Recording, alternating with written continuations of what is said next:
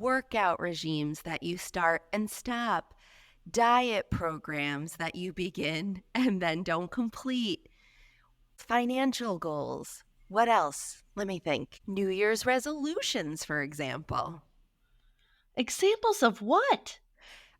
Ways people self-sabotage. Oh my goodness. It's November. Right. I'm just saying, I think we really should help people with self-sabotaging because marketing people start with their treadmill commercials, the Ugh, stair steppers, makeup, the ugh, diet of the century. They're it's just too trying to take much. your money. Everybody this is the year I'm going to get it. Why January? Let's just take a beat. You're amazing just the way you are. You don't need to buy that. And if we can help everyone stop self-sabotaging, then they're not going to buy this stuff. They Right. don't need it. Don't buy the Thigh Master from 1989. You don't need it. Put away those, what are those things called that you put over? Oh, leg warmers.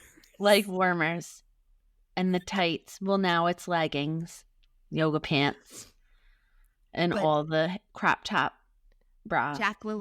LaLanne, take a hike. We're not doing that. No, I mean, you can do it. You can do it. you But can. don't. But But you don't. don't need to. You You're don't need to. beautiful, you're smart, and we're going to help you see that and stay true to yourself. So join us if you want to, or waste your money if you want to. Go Either ahead. way. Go ahead. Waste it. Welcome to the Career Corrective, your career lifeline that gives you laugh lines with Jenny and Allie.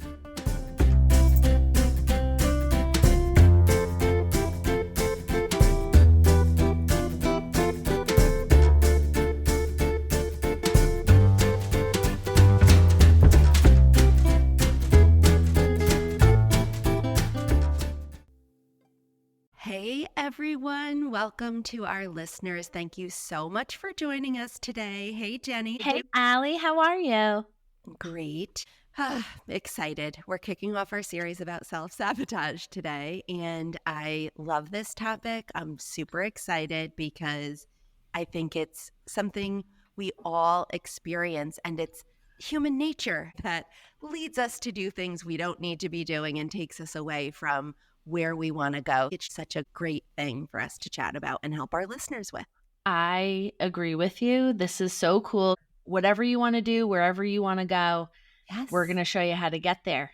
And maybe save money because you won't fall prey to, I need to buy this and I need to buy that because that's the thing that's going to fix it. We're going to help you from within.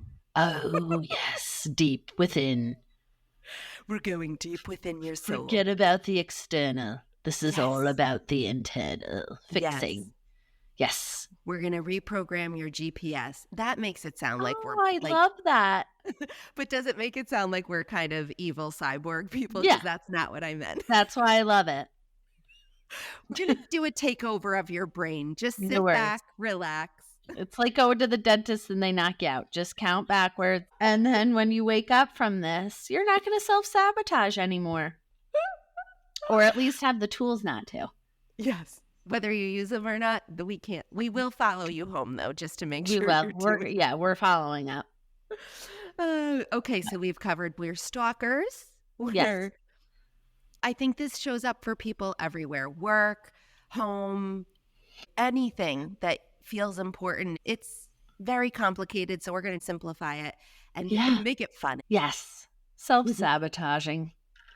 Making it fun. I think people weave that into their vacation plans, right? We're going to go to Disney. We're going to work on our self-sabotaging habits, right? Yes.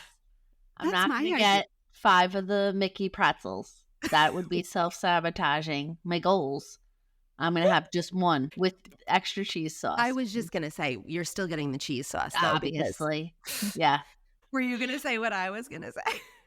Yeah. What are you cooking this week? This week, I'm obsessed with Majol dates. Yeah. Who isn't, though? Is that a popular I item right think now? like dates are having a moment. Everybody's making the fake snick, not the fake, but the Snickers bar with the dates. You heard about that, right? Tell us. You get your sheet pan and you put your parchment on it. You're going to want to get dates without the pits. No pits. And you slice them in half, lay them out on a tray. You're going to peanut butter, melt some chocolate, put that over it, and then do some crushed peanuts on top. And then you pop it in the freezer. Delicious. And then when you're ready to eat it, there you go. That sounds so good. Yeah. And then you head right to the dentist after, because that's going to rip your crown right out. I think it's worth it. It's totally worth it. It's totally. Yeah.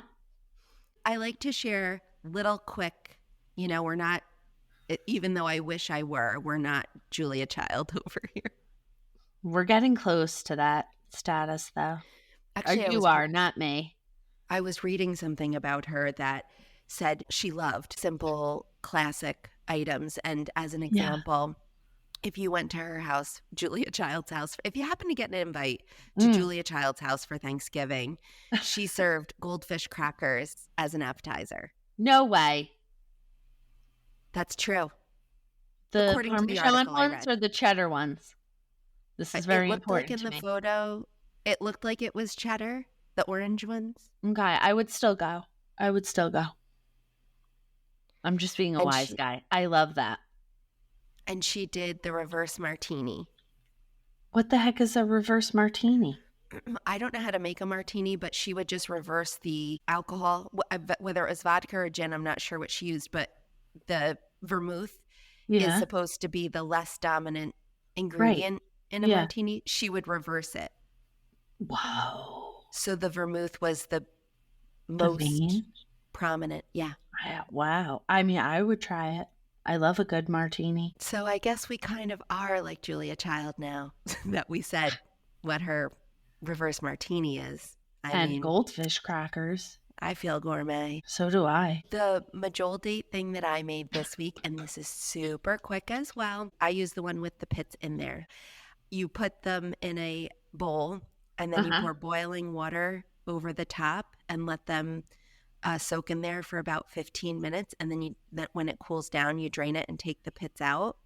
And then you put them in your blender with a little bit of milk. And you're looking for a caramel like consistency. So you start with probably a half a cup of milk and then blend it and then just keep adding little by little until it gets to that consistency.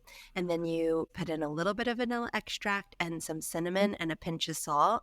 Oh my gosh. The way I used it is I made a piece of toast and then I put a little bit and mixed it in with Greek yogurt. And then I put a little bit of peanut butter, the Greek yogurt with the dates in it, and the date mixture, and then a little sea salt on top. Holy smokes. Sounds delish. Would you have that for breakfast or is it more of like a dessert?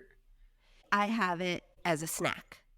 Okay. In the day when I need a little something. Yes. Yes. Listeners, if you try it, let us know what you think. And if you have any majol date recipes, we'd love to hear them.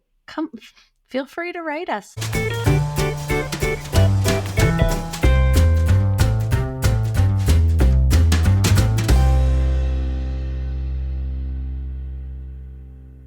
All right, let's just get into it, shall we?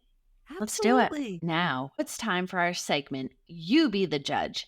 This is where we at the Career Corrective take information that we've gathered from the World Wide Web on this episode's topic. And you, our listener, get to be the judge if this has been true for you. Today, we're talking about how self-sabotage can present itself at work. So we will see if any of these things are true for you. Are you ready, listeners? I think they're ready. All right. The first one is procrastination, the art of delaying success. At work, procrastination often looks like avoiding important tasks until the last minute. Yeah, I know about that. Leading to rushed, low-quality work. You might distract yourself with less urgent tasks or endless coffee breaks, avoiding the ones that really count. Guilty as charged. To me, there's two ways this could be true for people that I think it'll be nice to break down. Yeah. One is if your job is boring and you have a case of the Mondays, you're scrolling or dreading your day, that's just totally different than when this is a self-sabotaging behavior.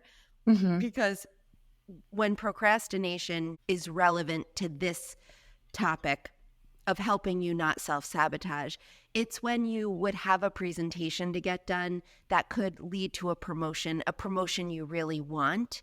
In thinking about this for yourself, listeners, think about it when you've done these things, or if you've done these things when it really matters to you. If you do distracting chit chat and all of that at work because your job isn't engaging or you're bored, that's a different episode.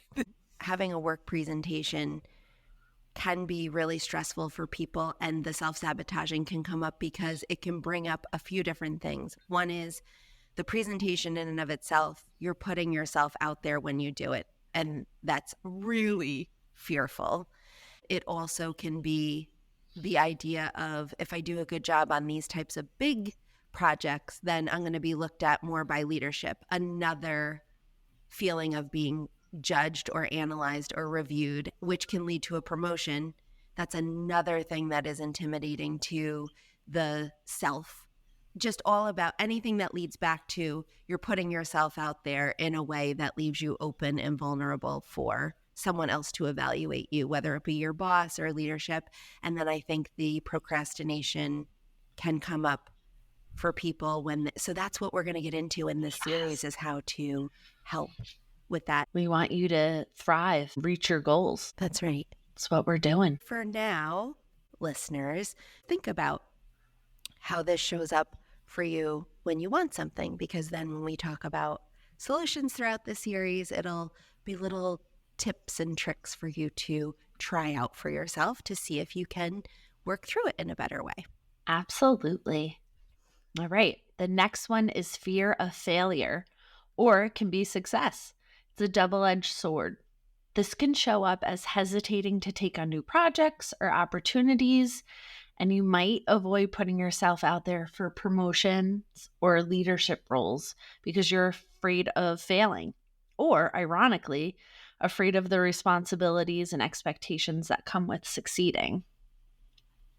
Do you think that sounds like this article is saying, or this information we found is saying, I'm too awesome? Do you think it comes across that? No, it's not saying that. It's saying you're doubting yourself. You're living in the fear. Oh, is that a t-shirt? Career Corrective merch. Don't live in the fear. Don't live in the fear. Don't live in the fear. Stop self-sabotaging by living in the fear. That's too much for a t-shirt, but that a lot would still. It's like on the back too. It's like all on the front and on the back. People will be stopping you on the street. Can you turn around? I have to finish reading your t-shirt. I gotta reread that. I gotta reread that. I'm gonna really take that in. I need a moment. There's a spelling mistake on there, on your t-shirt. Edge is not spelled ABCD. That is not how you spell it. Double-edged sword is not spelled that. I get that, though. I totally understand that. I've been there, and you helped me with that. What? Yes, you have. Yeah. Can you describe it for our listeners? Anything that gives it context? Maybe it'll help them see it for themselves. Yeah. If there's something that I'm working on, a goal that I want to reach, I'll come to you and I'll just say, hey, I'll kind of go back into my old patterns and look at the negative side of it. I mean, not so much negative, but I'll give you reasons why it might not work out. And you're always the one to say, hey, or you could look at it from this perspective and why, if this is your goal, this is what we got to do to help you get there. So you turn it around, you turn the perspective around anytime I get into that. Thank you for sharing that. I think a big, and we're not really supposed to be getting into tools yet. Don't tell the podcast authorities that we did a little change in our format. But listeners, if you do see this showing up for yourself, the voice that comes up that could take you away from your goal just reassure yourself with the fact that that voice probably isn't going to change. Those things are going to come up for you. Expecting them and learning to deal with them in a compassionate yet successful way can reduce a lot of your frustration. I agree. Yeah. And the third one is negative self-talk. So all works together. It's the inner critic on repeat. And that's the cycle we have to work on breaking. Yes, if you let that go rampant, it would be, oh, you've set this goal plenty of times before and you haven't achieved it. So what makes you think you would do it now? You may as well go off track. Yeah. Like, I'm not good enough, or I'll never get this right. Yeah.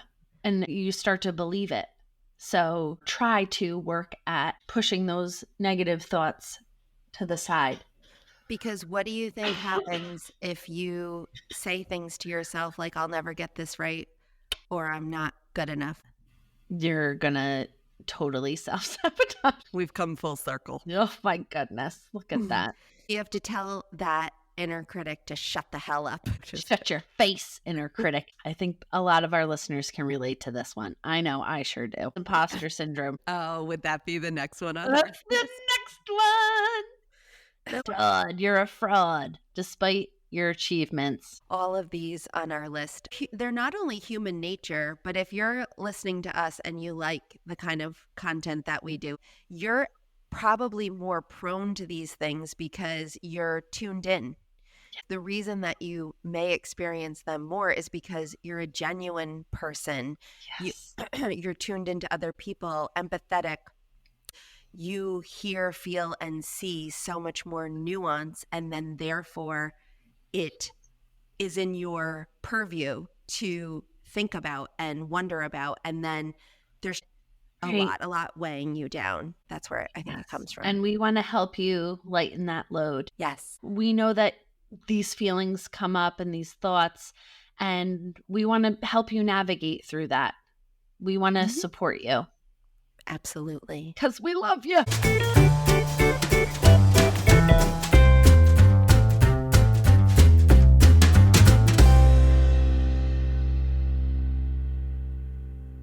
Can we discuss a little bit more about imposter syndrome? Because I feel like a lot of our listeners would be feeling this way. It's feeling like a fraud, right?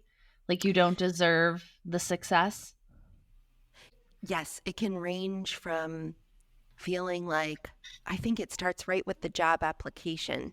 There's some verbiage on applications now that say, even if you feel like you don't have everything on this list, please feel free to apply. I think people who have this would read each and every syllable to say, I don't have that one thing, so I shouldn't apply. If you continue that kind of microscope on yourself in everything that you do, of course you're never going to measure up. You don't speak up because you don't want to be found out, and there's nothing to find out. You're awesome at what you do. You feel this way because of your judgment on yourself is severe. Right, because you are so aware. I know. Yeah. That's why it's so much easier living in the black and white, but that's not who you are. All right, so this is a good one because it flows into the negative self-talk, the imposter syndrome, all of that, and it comes down to perfectionism, right? Oh, yeah. When good isn't good enough.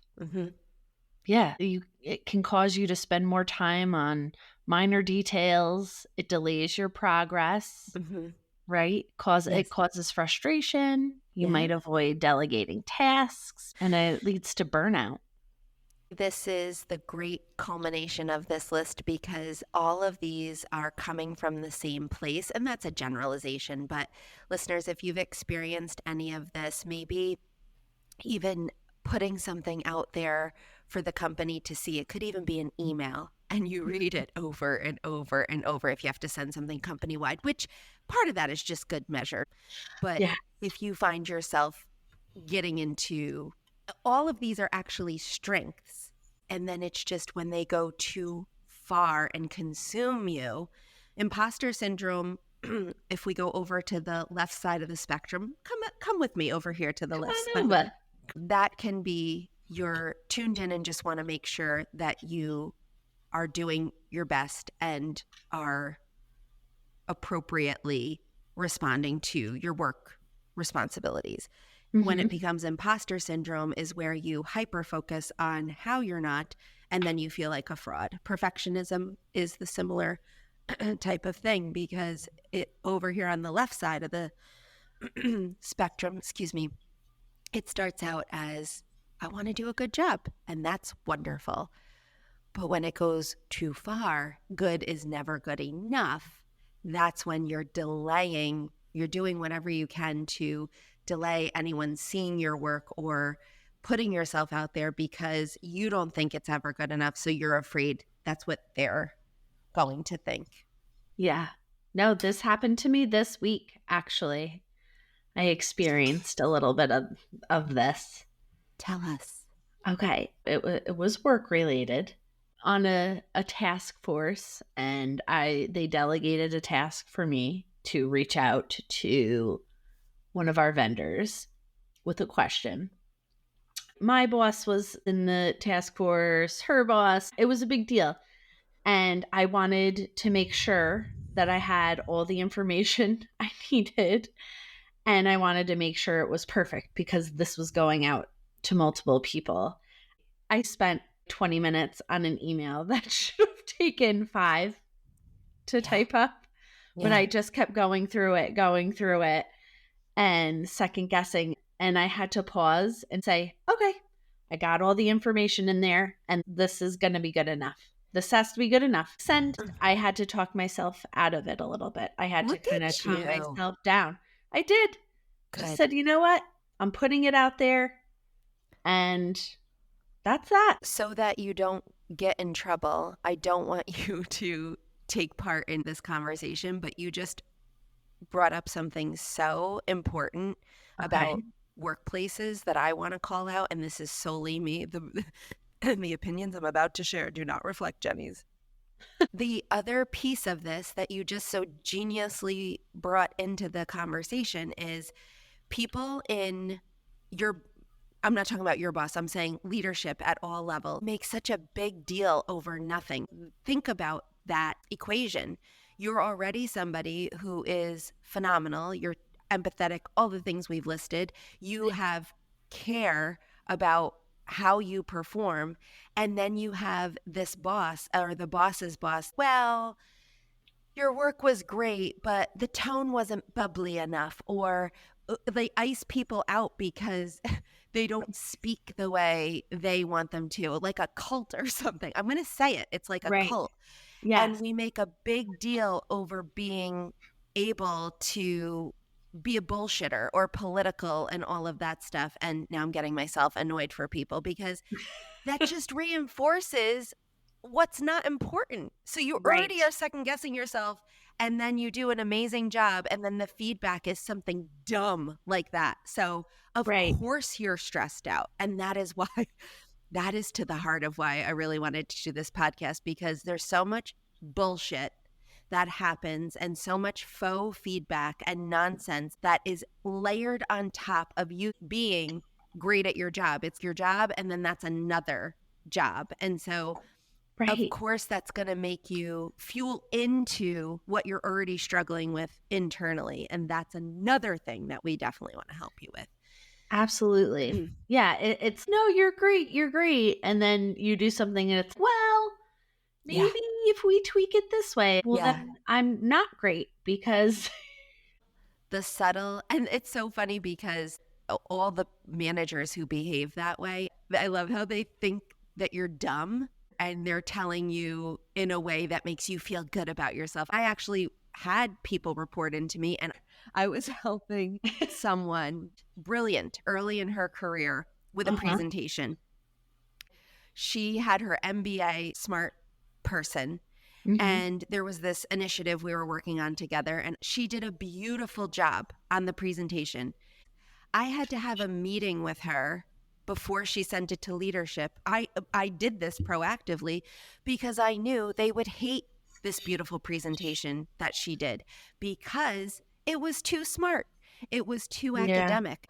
I said, this is off the charts fabulous. However, we have to help you translate into the game of how does corporate want to hear it or how does leadership want to hear it? Right. And we went through PowerPoint slide by PowerPoint slide, and her face, we were on video doing this meeting, and her face, she was just so defeated. And I did everything I could to give her the real feedback to say, it's not you, it's them. Yeah. All of the things on the list, there's no way to address them without addressing that. That's another thing that we can help you with, building your confidence and your tools to do things in a way that will benefit you at the workplace, which is silly and unfair. But hey, if you have to go to work, you may as well do it in a way that's going to make your life easier, right?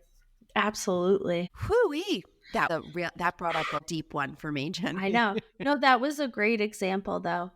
And I think how you handled it with that person was amazing, because I don't think most managers would do that. We have a relationship to this day, and she still laughs about it. Actually, I'm going to use a lot of examples she told me that she liked from our working together that I think could be helpful for people, because even though I don't like the way companies behave, I've unfortunately had lots of time to come up with good ways to handle it. So I want to share that, because I know now from Instagram that a lot of people feel this way, are looking for help. Absolutely. And I think you're just the person to help them. And then here we are. Here we are. Ta-da. Yeah.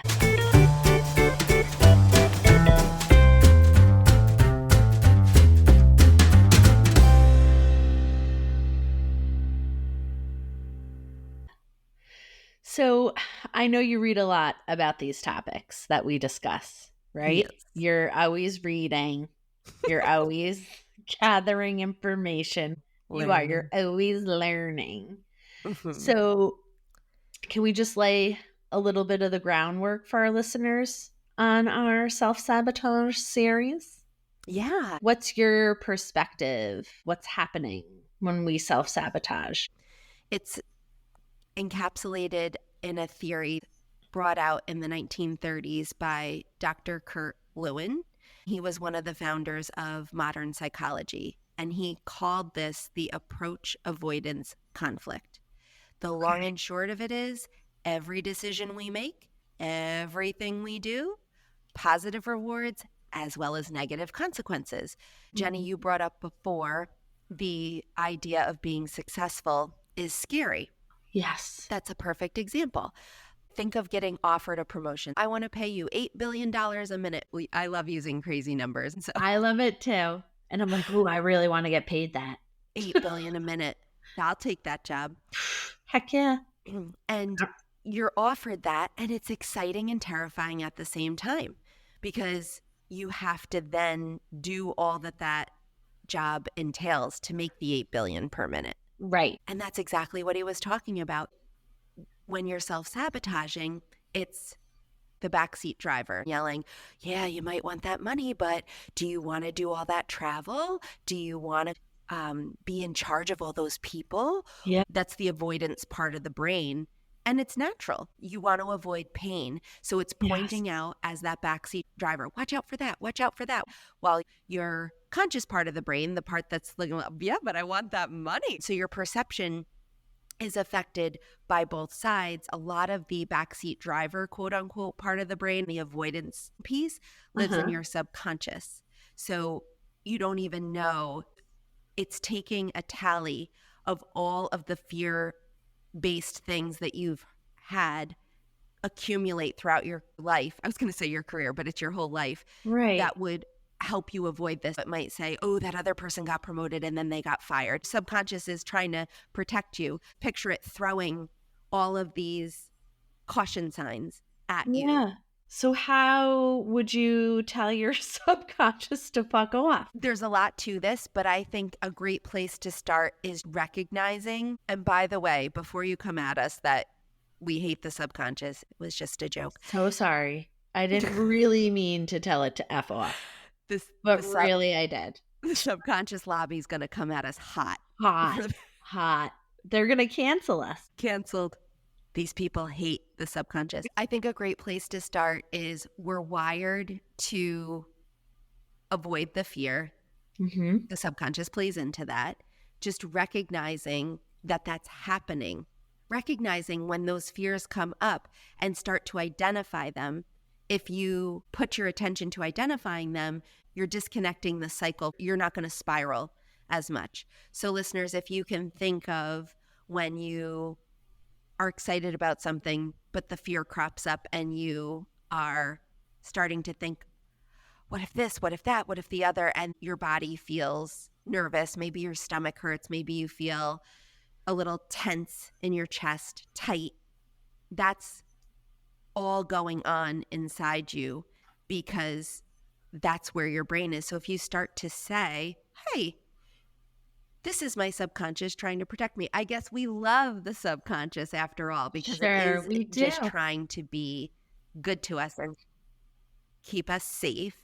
But you can just say, thank you so much for we really are big proponents of talking to yourself. If you're at work and you really want to make friends and influence people, then we suggest you talk to yourself right out in front, right out in front of everyone. Get it out there. That doesn't feel like something that would be judged, right? No. Well, I guarantee you that they're talking to themselves as well. We may as well just make it fashionable. Yeah. So identifying the pattern, hey, you are considering this big thing. Of course, you're going to have the push-pull. That right there is a major help because our brain works so fast and we get carried along with the narrative so fast. These tiny tools, I just pictured a wrench when I said tiny tools, but from Monopoly. A little mouse or holding a tiny wrench. Ratatouille. Yes. Gotta get in there. Breaking that cycle is so helpful to realize what's going on. That really is what this episode is about, is recognizing that self-sabotage has a place in your life. If you can walk away with that simple nugget, you're going to look at your life differently because unfortunately, if you don't recognize that this is the brain at play and it's all normal and how to handle it better, or that there is something to handle, you just believe it. You go off of that as fact. Your fear is actually the asshole, not the subconscious. Right. Fear that infiltrates the subconscious. Yes. Yeah. Whew. It's a lot of good information.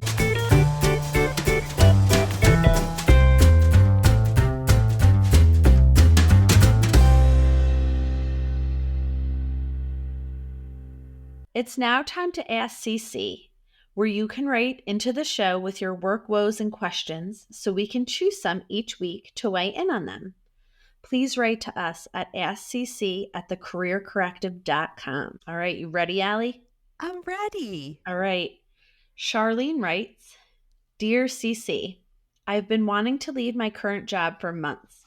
I even found a few great opportunities, but every time I get close to applying or scheduling an interview, I find some reason to hold off. It's like suddenly I'm too busy, or I convince myself I'm not qualified enough. I don't know why I keep sabotaging myself when I want to move on. Why can't I just take that leap? I'm going to be you, Charlene, in talking to myself about making the job change. And it's going to go like this. I'm not leaving my job. I'm just looking to see what's out there. Mm-hmm. Take the pressure off of it, right? That's right. Okay. And then you find some jobs that seem exciting. They pique your interest. I'm not going to leave this job. I'm just going to put those in a folder. I'm going to save those jobs I found that piqued my interest. Okay. And then you say, I'm just going to throw out some applications and see what happens, but I'm not leaving. And then you just follow that verbiage for yourself, that self-talk. Again, huge fan of talking to yourself. This is... And this is what you follow throughout the process. And then you say they contact you back. I was just going to ask you that. What should she do? You say the same thing. I'd love to interview with you. And then to yourself, I'm not going to leave. I'm just going to use this interview as practice. That's all. We're just researching. We're just exploring. Information is free. It's always good to brush up on your interviewing skills. This is how you want to talk to yourself. I'm just going to go do the interview. I'm not leaving. Then I was going to say something else, Jenny, but is it a question you already have? No. What if yes. Well, I know. Because your brain is so logical. I know exactly what you're thinking. So they love you and they want to make you an offer. Then it's time to give yourself a minute or a few days to think about it. If they give you an offer, and of course they will, Charlene, because you're amazing. You're the rock star of rock stars. You can do anything. Thank you so much for this offer. I need to digest this information and think about this. I will get back to you within, 24 hours, 48 hours, both are reasonable. Okay. And at that time, you want to really give it thought. Look at all of the options and see what is best for you. And hopefully what you can do is talk to yourself about the reality of where you are and whatever this other offer is, to then decide. Sometimes the idea of interviewing can be the thing that's creating the fear. So if you get through that and it becomes a reality and you loved all the people in the interview process and you did your due diligence, consider all of that, and then it's time to make that decision. And it's okay if it's still no and you're not ready, but you're going to feel so much better about yourself for having gone through that. Plus, it feels really good to get a job offer, even if you say no. And then what is that going to do for your confidence moving forward? Then maybe a job piques your interest that does feel right 3 months down the road, 6 months down the road. And then you go through that process again because now you're a pro. And then it is the right job. You never would have gone for that if you didn't go through those steps in the first place. So talking to yourself throughout that process is so important. Being true to yourself. And it's okay to say no. Those are my takeaways. It's okay to say no. It's not being negative, and it's not self-sabotaging at that point. Oh, no. It's you've then created a choice for yourself, and going through those steps is giving yourself data that you're capable of that process, which is that's another tool in your toolbox, because you're going to be able to look at the idea of leaving a job differently next time, even if you say no at the end. You encapsulated it beautifully. One other point to remember is that if something scares you, absolutely tell yourself you're not doing the big thing. The big leap all in one is too much. It's too much. It's too much. You aren't leaping. So I guess the phrasing would be, I'm not leaping, I'm not leaping, I'm just looking for the job. I'm not leaping, I'm just going to interview. I'm going to apply. And then step by step, that's how you navigate it. You're not doing the big thing, but you are moving through, but you're kind of accidentally moving through the fear. You see how you're moving forward? It's a little trick. That is a little tricky trick. I think we only have time for one more this week, whatever you think is best for our listeners. Let's see here. Okay. Becca writes, Dear CC, I've been in the same role at my company for years now. It's comfortable. I know what I'm doing, and the pay is fine. But honestly, I feel stuck. Every time there's a chance to try something new or take on a bigger project, I always find an excuse to stick with what I know. I guess I'm just afraid I'll mess up or not be good at something different. How do I get out of this comfort zone? Okay. I'm sure all of our listeners can identify with this. If it's not the comfort zone at work, it would be in your life in some way. And again, just reinforcing that this is absolutely human nature. Becca, the first thing to consider for yourself is if you're happy in your role and you like what you're doing and you don't want a promotion for that reason, then that's okay. Putting pressure on yourself to be promoted or do something more or different is not necessary. It's a different story, though, if you want the promotion or you want to take on more because you want to expand. Right. But it's important to be true to yourself. If you're thinking, I have to because my family expects me to, or the people around me are, that is not for you to put on your plate. If you like your role and you want to stay in it, you do you. Mm-hmm. But if you want to expand, take on more, see if there's any mentoring at your company. If there's not, then also a possibility to shadow somebody. That's great. That way you can get exposed to different things that seem interesting, but maybe a little scary, but it's not your responsibility to deliver. Right. It's for you to learn in a safe space that would allow you to take more and more on. Believe me, the person you're shadowing, if they can hand off any of their work as you progress, I'm sure they'd be more than happy to do so. But that will build your capabilities and then show yourself through data that you're capable of those things.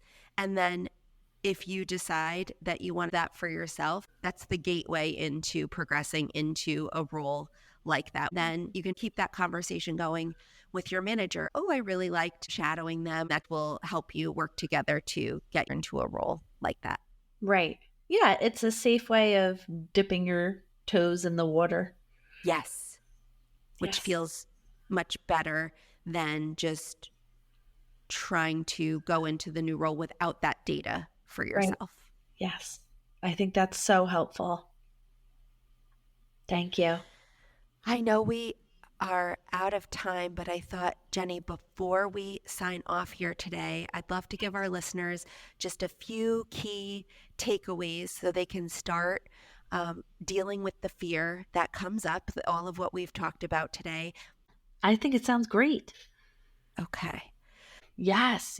I think identifying common fear words would be helpful. Looking for words like always, never in your self-talk. Just kind of identifying those. Or what if, or I can't. They're often signs of the fear talking. Yes. So start to identify those words and how you talk to yourself. I think you're really just trying to get our listeners to talk to themselves. I think that's what our mission is. I am. Talk to themselves in a positive way, in a healthy way. The true you, and not have the fear taking over and doing the talking. Yes. Like poker, I'm going to take your self-talk and I'm going to raise you. If you say what if, how about you flip it around to the opposite of what fear would say? Instead of what if the worst case scenario, what if you paint the best case scenario? Oh, I love that. If you picture yourself giving a presentation, picture Meryl Streep standing up and giving you a standing ovation for your presentation. What if I just nail the hell out of it? What if Meryl Streep comes up to me and shakes my hand and tells me I'm the most fabulous person she's ever met? And that you were the inspiration for her character in The Devil Wears Prada. Right. And that she wants to invite you to brunch tomorrow. Mimosas and Bloody Marys all around. What if that happens? What if that? How about that fear? Look at How that. about that? Fear. Take that. Yeah, shove it up your what dear.